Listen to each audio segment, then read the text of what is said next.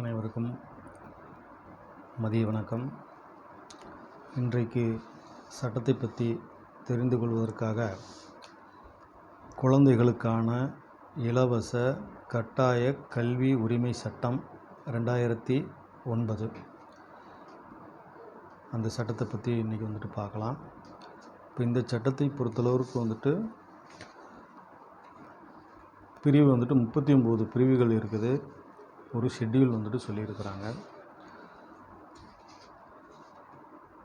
குழந்தைகளுக்கான இலவச கட்டாய கல்வி உரிமை சட்டம் அப்படின்றது இந்த மாதத்தை பொறுத்தளவுக்கு கொஞ்சம் முக்கியமான ஒரு தகவலாக இதில் பதிவு செய்யணும்னு நான் விரும்புகிறேன். இந்த இலவச கட்டாய கல்வி உரிமை சட்டம் யார் யாருக்கெல்லாம் பயன்படும் அப்படின்னு சொன்னோம் அப்படின்னோம்னா 6 வயதிலிருந்து 14 வரை வயதுள்ள குழந்தைகளுக்கு அரசாங்கம் இலவசமாக கட்டாயமாக கல்வி வழங்க வேண்டும் அப்படின்ற அந்த உறுதிப்படுத்தக்கூடிய விதமாக அரசியலமைப்பு சட்டத்தின் பிரிவு 21 அரசியலமைப்பு சட்டத்தில் சரத்து 21 ஏயின் படியும் DPSP directive principles of state policy அப்படின்றதில் ஆர்டிக்கிள் 45 சரத்து 45 படியும் அதிலே ஆர்டிக்கிள் 51A அதில் உட்பிரிவு கே அடிப்படை கடமைகள் அப்படின்ற பகுதியிலிருந்து 3 பகுதிகளையும் தொகுத்து இந்த சட்டம் இந்திய பாராளுமன்றத்தால் நிறைவேற்றப்பட்டு நடைமுறைக்கு 2010 இன்றைக்கி நடைமுறையில் செயல்பட்டு வருது. எலிமெண்ட்ரி ஸ்கூல் ஆஃப் எஜுகேஷன் அந்த நடுநிலை பள்ளிகள் வரை இருக்கக்கூடிய கல்வி கிளாஸ் 8 அந்த 8வது வரை குழந்தைகளுக்கு கல்வி உரிமை அடிப்படை உரிமை அப்படின்னு சொல்கிற பிரிவு தான் ஆர்டிக்கிள் 21A இந்தியன் கான்ஸ்டியூஷன். இது எப்போலேருந்து ஃபோர்ஸுக்கு வருது அப்படின்னம்னா 1/4/2010 செயல்பாட்டுக்கு வந்திருக்குது.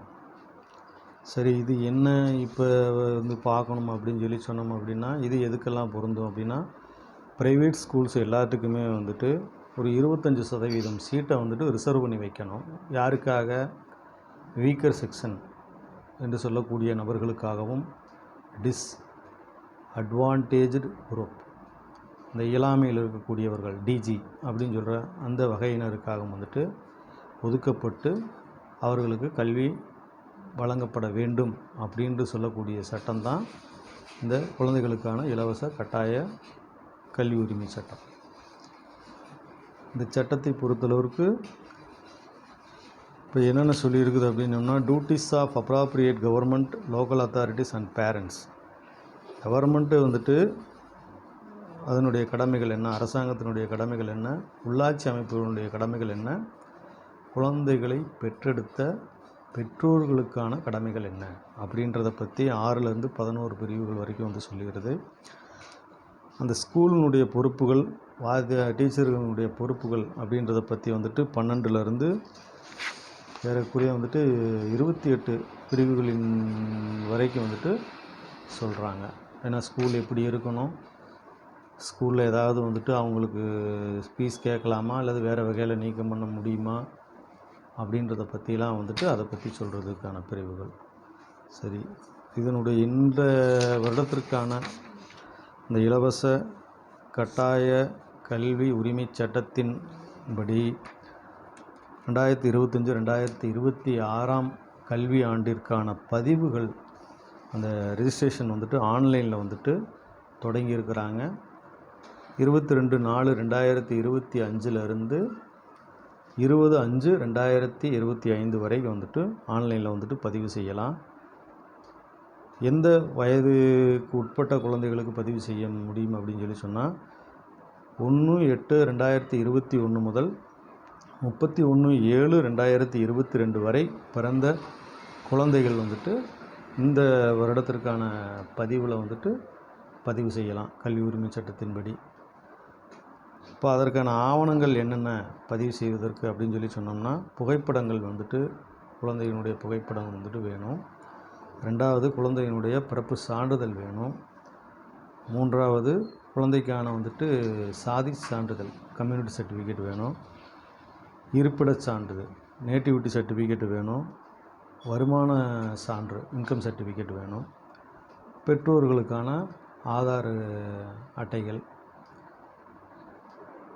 இப்போ இந்த ஆவணங்கள் எல்லாம் வந்துட்டு தயார் பண்ணிவிட்டு ஒரு சென்டரில் வந்துட்டு முறைப்படி நீங்கள் வந்துட்டு அப்ளை பண்ணீங்க அப்படின்னம்னா, இப்போ உங்கள் எந்த இதில் வந்துட்டு பதிவு செய்கிறீங்களோ இப்போ அதுக்கு வந்துட்டு ஒரு பதிவு எண் வந்துட்டு கொடுத்துருவாங்க. இந்த கல்வி உரிமை சட்டம் பிரிவு 12(1)(c) படி உங்கள் பிள்ளைக்கான அந்த விண்ணப்பம் பெறப்பட்டது, விண்ணப்ப எண் என்ன அப்படின்ற விவரங்கள் எல்லாமே வந்துட்டு அந்த வெப்சைட்லேயே நமக்கு வந்துட்டு பதிவு முடிஞ்சதுக்கு பிறகு வந்துட்டு கிடச்சிரும். நம்ம அதை வந்து வாங்கி வச்சுக்கிட்டு தொடர்ச்சியாக வந்துட்டு எந்த பள்ளியில் நமக்கு அட்மிஷன் கிடச்சிருக்குது அப்படின்றத பயன்படுத்தி குழந்தைகளை வந்துட்டு படிக்க வைக்கணும் அப்படின்னு சொல்லி இந்த குழந்தைகளுக்கான இலவச கட்டாய கல்வி உரிமை சட்டம் பற்றி இன்றைய வகுப்பில் வந்துட்டு நம்ம பார்த்துருக்குறோம். பாருங்கள், பயன்பெறுங்க. மற்றவங்களுக்கும் தகவல் வந்துட்டு சொல்லுங்கள். வணக்கம்.